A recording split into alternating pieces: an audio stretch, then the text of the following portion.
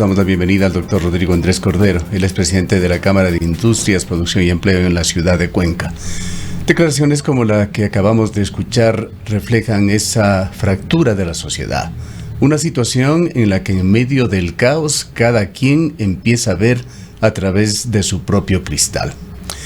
La Constitución ecuatoriana reconoce y garantiza en el artículo 66 el derecho a toda persona a opinar, expresar su pensamiento libremente en todas sus formas y manifestaciones. Asimismo, en el artículo 66.3 se reconoce y garantiza el derecho a asociarse, reunirse, manifestarse en forma libre y voluntaria. Pero esto tiene límites, también señalados por la misma Constitución y las leyes. Hoy, Cuenca nuevamente se encuentra en jaque. Una paralización del taxismo justamente al día siguiente de cuando se ha logrado llegar a una coyuntura muy compleja y delicada, el de que las partes se sienten a dialogar. Quisiéramos conocer su punto de vista sobre lo que está sucediendo, doctor Cordero. Buenos días, Gustavo, Rosana y queridos radioescuchas. Estamos viendo, como usted lo ha señalado, Gustavo, una fractura grande en la sociedad. Hace pocos minutos escuchaba la entrevista que usted desarrollaba con Rocío Padilla. Padilla. Perdón. Dolores Padilla. Dolores Padilla, discúlpeme. Y rescaté un comentario suyo en el que hablaba de que no se puede echar al traste con el Estado de Derecho. Y usted invoca, como debe hacerlo, varios artículos de la Constitución. Las leyes están para tratar de estructurar el quehacer de la sociedad, para dar certeza y seguridad a los ciudadanos. Pero para que las leyes tengan vigencia se requiere un compromiso social, un contrato social, lo llaman los filósofos. Si no existe un acuerdo de voluntades entre todos los ciudadanos por hacer que esas normas imperen, todos los días tendremos violación de las mismas. Y lo que estamos viendo este rato en la sociedad es el fiel reflejo de la falta de vigencia del derecho. Pero ¿por qué el derecho deja de estar vigente? Porque existe una falta de contrato entre la sociedad, una falta de acuerdo entre la sociedad. Yo me permito decirle, Rosana y Gustavo, quizá lo que nosotros tenemos que hacer ahora es una campaña, y ustedes como medios de comunicación que son de los más importantes generadores de opinión, tenemos que hacer una campaña en favor del uso progresivo de la inteligencia. Ya es hora de que impongamos la inteligencia, la razón, como el principal norte para la sociedad. No puede ser posible que los políticos este rato actúen solamente en función de las encuestas, pensando en las próximas elecciones. Este rato, por ejemplo, a nivel de todos los cantones y provincias del país, alcaldes y prefectos están preocupados por el qué dirán y el qué me va a pasar si intervengo de tal o cual manera, porque tengo elecciones al frente en los primeros meses del año próximo. El cálculo electoral. Necesitamos autoridades que dejen a un lado el cálculo electoral y empiecen a actuar con inteligencia. Y la inteligencia, como no puede ser de otra manera, nos va a llevar a un punto de encuentro. Tenemos que reconocer que existe un problema ancestral de marginación con nuestro indigenado. El país tiene un asunto pendiente enorme con una parte importantísima de su población a la cual se le debe dar atención de manera prioritaria. Es más, creemos que el Estado debería dictar legislación con acción afirmativa en favor del indigenado para encontrar una salida transversal que permita de una vez por todas solucionar ese problema de marginación. La protesta tiene un sentido, pero lo que no es admisible, Rosana y Gustavo, es la violación de las leyes por protestar. Y lo que estamos viendo en nuestra sociedad, lo que está ocurriendo en el Azuay y en Cuenca, rebasa los límites absolutamente de la irracionalidad. Doctor Cordero, bueno, usted habla de la necesidad de aplicar la inteligencia, pero esta quizás debería ir de la mano de la empatía. Probablemente la inteligencia sin empatía puede resultar también un poco riesgosa y peligrosa. Y en este contexto, lo que decía Dolores Padilla, a propósito de que usted la mencionó, es la necesidad de que, a propósito de lo que hemos vivido, haya también un giro de timón importante por parte del gobierno nacional para empezar a entender y aceptar y a conducir un país que tiene brechas profundas, gravísimas, y empezar también como sociedad a entender y aceptar que somos distintos, que somos diferentes. Yo creo que desde este punto de vista vale la pena también algunas reflexiones. Por supuesto, Rosana. Me gusta escucharle su apelación al entendimiento que deben tener las autoridades. Y esa misma apelación al entendimiento debemos plantearnos a todos los ciudadanos, porque no puede ser posible que una minoría ponga en riesgo la estabilidad de la mayoría. No puede ser posible que grupos minoritarios, pongamos el ejemplo de Azuay, Rosana, ya que lo toca a usted, grupos minoritarios bloqueen vías y pongan en riesgo, inclusive hasta de muerte, a los conciudadanos que no pueden recibir oxígeno en los hospitales, a los niños y niñas que no pueden ir a sus escuelas, después de 2 años que tuvieron nuestros niños de ausencia de educación causada por la pandemia, porque el teleestudio fue de realmente condiciones muy bajas en cuanto a su efectividad. Entonces, cuando apelamos al entendimiento, no dirijamos exclusivamente a quienes tienen la conducción del Estado en este momento. No sé si me escuchó, pero hace unos minutos yo apelaba a que es hora de que el Estado busque una solución definitiva para el problema indígena. Y obviamente la búsqueda de una solución empieza por el entendimiento. Pero ahora entendamos un poquito qué está ocurriendo con la voz de los que no hemos hablado, la voz de los que no tenemos gas, no tenemos alimentos, no tenemos medicinas en nuestras casas. La voz de todos nosotros no se ha hecho escuchar. Entonces, cuando apelamos al entendimiento, tenemos que decirles a las personas, tanto autoridades como grupos de presión que nos tienen bloqueados, por favor entiendan a la mayoría. Es hora no solamente del uso progresivo de la inteligencia, sino también es hora del uso progresivo de la compasión y el respeto. No puede ser posible que veamos como con triunfalismo el hecho de que un tanquero haya logrado pasar con un esfuerzo enorme de más de 24 horas, un tanquero con oxígeno, la carretera del Cajas, y sea motivo de aplauso. Por favor, ¿a qué punto hemos llegado como sociedad? Entonces, el entendimiento, bien, en eso estamos completamente alineados usted y yo, Rosana, y mucha gente, la mayoría. El entendimiento tiene que venir de parte de todos los que están liderando esta sin razón. Por favor, piensen en la mayoría.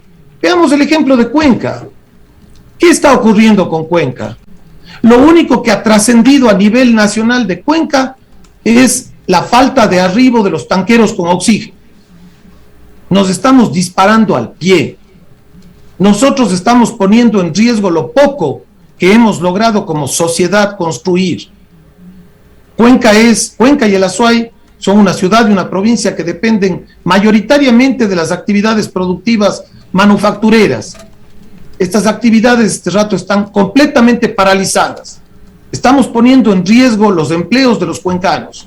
¿Y quién nos escucha fuera de Cuenca? Nadie. No es noticia fuera de Cuenca. ¿Usted cree que la paralización que este rato tiene la ciudad, desarrollada por taxistas y por transporte de buses, que tiene completamente sitiada nuestra ciudad, este rato se la conoce fuera de Cuenca? No. Doctor Cordero, más allá de los temas coyunturales de este paro, que esperemos podamos salir ya en estos días en forma inmediata, hay un gravísimo problema que se vislumbra en el país, tanto en Cuenca como en el resto de Ecuador. Es la calidad de la clase política ecuatoriana. A un año de gobierno, Guillermo Lasso logra 17 puntos de aceptación. La Asamblea Nacional cifras mucho menores. ¿Qué contraste hemos podido determinar en los discursos de varios politólogos y especialistas a quienes hemos escuchado en estos días en esta emisora y en varios medios de comunicación, politólogos, especialistas en distintas áreas que no aparecen como candidatos ni actores en la política ecuatoriana, que tras bastidores están tratando de encontrar soluciones a esta situación que raya ya con lo desesperado en el país. Qué contraste con aquellos discursos mal leídos de los asambleístas que tendremos que asistir necesariamente a un tercer capítulo el día de hoy. Más allá de los problemas coyunturales y de los problemas históricos que tiene el país, que han generado tanto desequilibrio social, debemos trabajar para depurar y mejorar la clase política. Usted está aludiendo, Gustavo, a problemas de fondo, y coincido con usted en que hay un gravísimo problema de fondo. Y si continuamos esta conversación tratando de buscar causas, seguramente llegaremos a Montecristi. Ese esquema constitucional no sirve. Siempre lo dijimos. No sirve. Se creó un Estado grandote, enorme, un leviatán. Y es muy difícil que esa constitución pueda ser reformada. Casi que imposible. ¿Acaso esta asamblea ha producido una sola ley? Si usted quiere tocar problemas de fondo, vamos al fondo de los fondos. Esa constitución no nos va a permitir superarnos como sociedad. ¿Qué hacer ante esa circunstancia? Muy grave pregunta. Y usted está viendo lo que ocurre en las calles. Al fin del partido probablemente acabemos con una constitución más, porque el promedio ha sido más o menos, el promedio de duración de las constituciones en el Ecuador ha sido más o menos de 10 años. Esta ha durado un poco más, pero va a llegar un punto en que no va a poder servir. Ahora, doctor Cordero, ¿cómo han visto ustedes desde el sector productivo este encuentro que se dio luego de 15 días de paralización entre el sector indígena y funcionarios del gobierno nacional? Entre las 5 funciones del Estado, se dijo, con la mediación, en este caso, de la Iglesia Católica. Le responderé con una contradicción. Lo hemos visto con desesperante esperanza.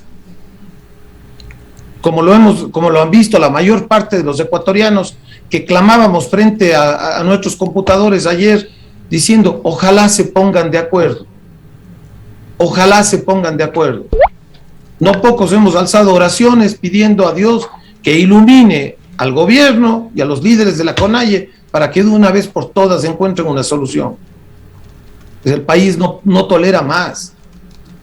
Nosotros perdimos tanto como sociedad con la pandemia y en este momento estamos perdiendo tanto en el tejido social por este grado de confrontación que va a ser muy difícil y va a tomar mucho tiempo reparar todas estas heridas. Me pongo a pensar en lo que decía Gustavo Cardoso hace un rato: el Estado de Derecho debe primar. ¿Qué vamos a hacer como sociedad ante la enorme cantidad de delitos cometidos en estos días? Porque el cierre de vías está penado por el Código Penal. La destrucción de propiedad privada, la retención de personas, la agresión física a seres humanos, todo eso está penado, son crímenes. Como crímenes son los robos, los secuestros, las violaciones, etcétera. ¿Qué vamos a hacer como sociedad?